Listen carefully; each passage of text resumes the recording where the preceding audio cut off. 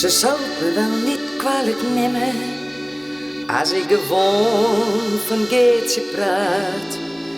Of schoon ze in het stadsregister met naam van beschreven staat.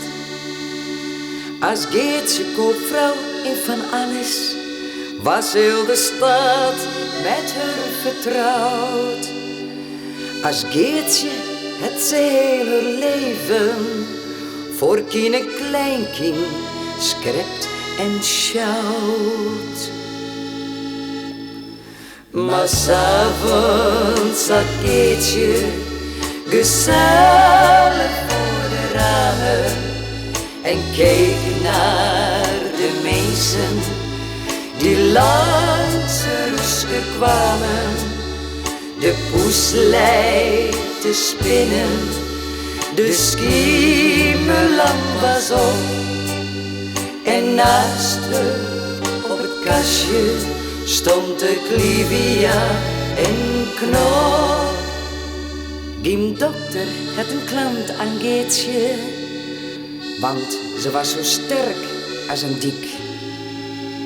Toch zei een buurvrouw op een morgen: jou zien een skiermees, jou binnen ziek. De dokter kwam en schreef een drankje. Toen raakte Geertje van de wies. Ze kon die kerel wel vergriemen, want ze griesde van anies.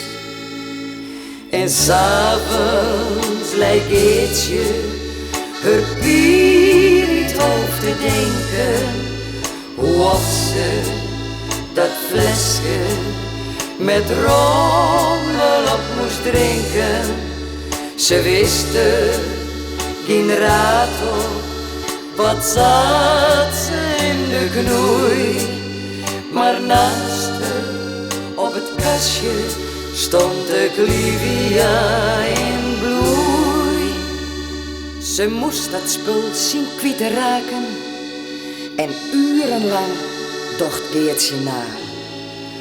Toen schoot de redding haar te binnen, ik geef het aan mijn Clivia. Ze gaf hem ieder uur een lepel, op zijn manier kwam het flesje leeg. Wat moest ze geniezen toen ze van dokter al gauw verlof tot opstaan kreeg. En 's avonds zat Geertje weer noodelijk voor de ramen en keek naar de mensen die langs de Russen kwamen.